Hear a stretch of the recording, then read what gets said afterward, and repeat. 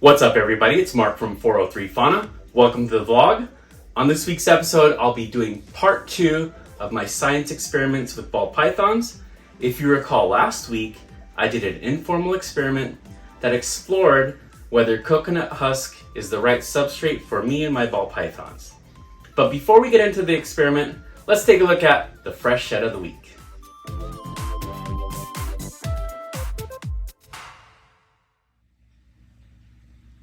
This week's fresh shed of the week is going to go to Calypso. Now Calypso is a pastel blade double het desert ghost clown.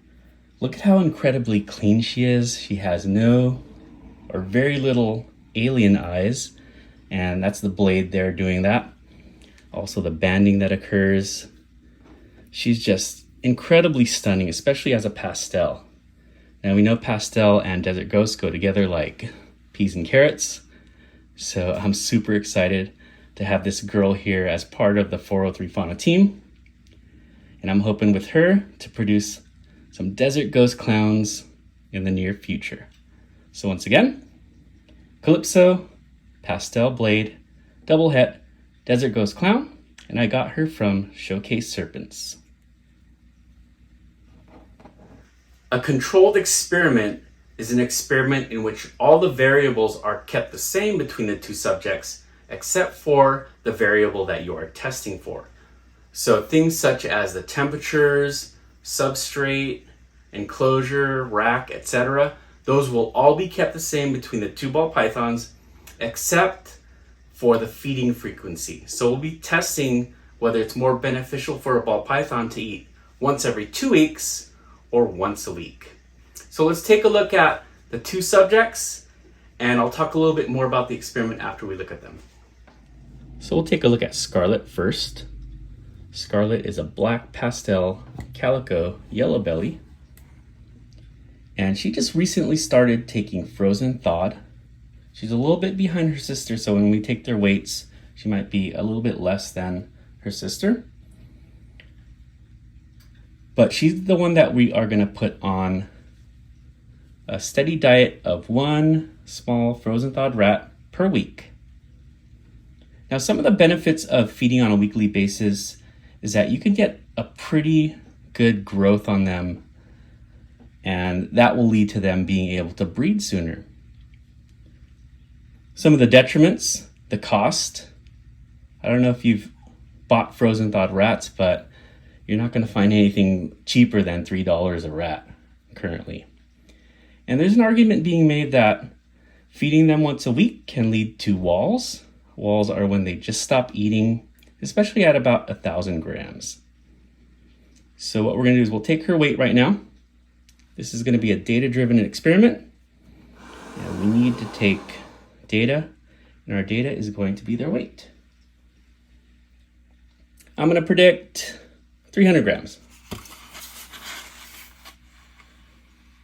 Yeah, I'm pretty spot on, 321 grams for Scarlet here. So we're gonna see if she continues to eat on a weekly basis. We will weigh her every week, and we'll compare it with her sister, who is going to be fed bi-weekly. And this is gonna be a year-long experiment, so we'll see if there's any walls that occur here. And I'm really excited about this experiment. And hopefully it'll answer some questions that I have and other keepers may have about it. So once again, we have Scarlet here, black pastel calico yellow belly. She'll be fed on a weekly basis.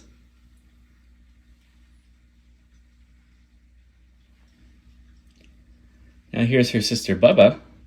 Now Bubba is currently in blue, so she's not looking as bright as she usually does. You can see that she is quite a bit bigger than her sister, and like I mentioned, she has taken frozen thawed sooner than her sister, which means in my case she probably had more meals. And this is the one we're going to be putting on a bi-weekly feeding basis, so every 2 weeks. The benefits for feeding every 2 weeks, of course, is the cost. It's going to cost much less to feed her.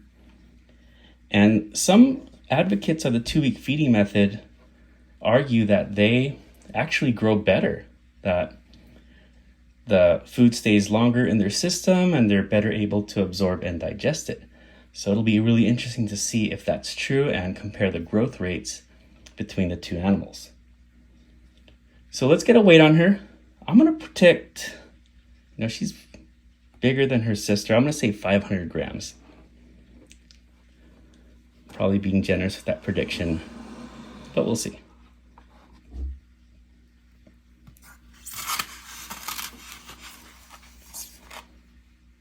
$473, so I'm not too far off. Now, since she is in blue right now, she's probably holding some waste in her. And usually after they shed, they'll go to the bathroom, so she'll probably lose a few. But we're going to count that as her starting point. And what we're going to do is we're going to use percentage of body weight. Not necessarily just the grams, but percentage in comparison with the starting point here. So once again, we have Bubba here. She is a yellow belly female. She will be the other participant in this experiment. Now, it's going to be really important to take detailed notes of my observations during this experiment. Gregor Mendel was not given the title Father of Genetics until well after his death, when people who were working with genetics looked back on his notes and realized that he did it well before they did. So detailed notes are a really important part of this experiment, and it's going to be a year-long experiment. It's not going to happen overnight. It's not perfect.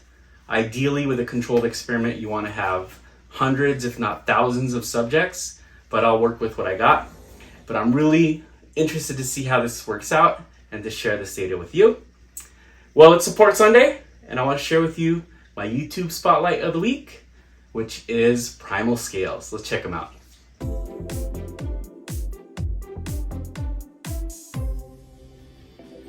Okay, last but not least, this is a black pastel, 100% het hypo, 100% het clown, 50% chance of being het for desert ghost.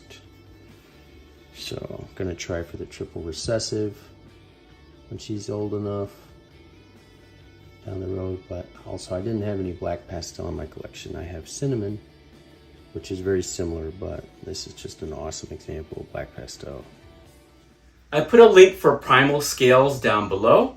Be sure to give him a follow while you're there, and check out Ken's video on his Tinley pickups. They're 3-ball pythons that I would love to have in my rack as well. So Ken, keep up the good work you're doing there at Primal Scales. Now let's get an update on 2 more of my ball pythons from clutch number 1 of 2022 who have finally taken their meals. Let's take a look at them. Let's get an update on a couple of babies from clutch number 1 of 2022 here at 403 Fauna. First up is Tourmaline. I named her Tourmaline because she is really dark. Tourmaline is a mineral that's known for being really dark and having a lot of other colors mixed in with it. So I think she lives up to her name nicely. Now, I don't know if you guys caught Canova's video on puzzles, but puzzles are probably going to go to the moon now. And this one is 50% het puzzle. So she's also amber or vanilla, and also possibly hypo and VPI xanthic.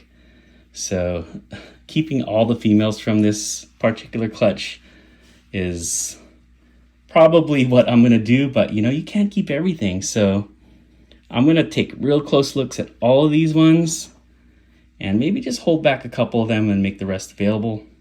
So this one right here I named Tourmaline. Ember/vanilla, 50% possible triple het, VPI xanthic puzzle hypo. Next up we have Seong. I named him after the character in Squid Game, where, sorry for the spoilers here if you haven't seen it, he was the main character that lasted till the end. Last one to come out, last one to shed out with this one, so I named him Seong. And all the babies from this clutch are Ember or Vanilla, 50% possible triple het, VPI xanthic, Puzzle Hypo. Let's take a look at this guy's pattern. A lot of them came out with these stripes, or these partial stripes on them. I don't know how much the het influence plays on it, but really cool. Check out the belly. Clean belly. And of course the either vanilla or ember head stamp. So this guy will be available if you're interested.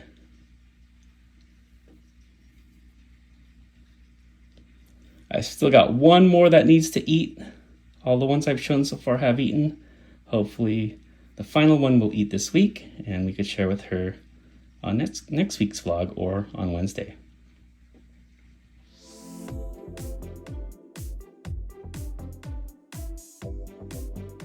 This week's Morph Market pick of the week is a Pastel chocolate double het Desert Ghost Hypo from Steve's Morphs.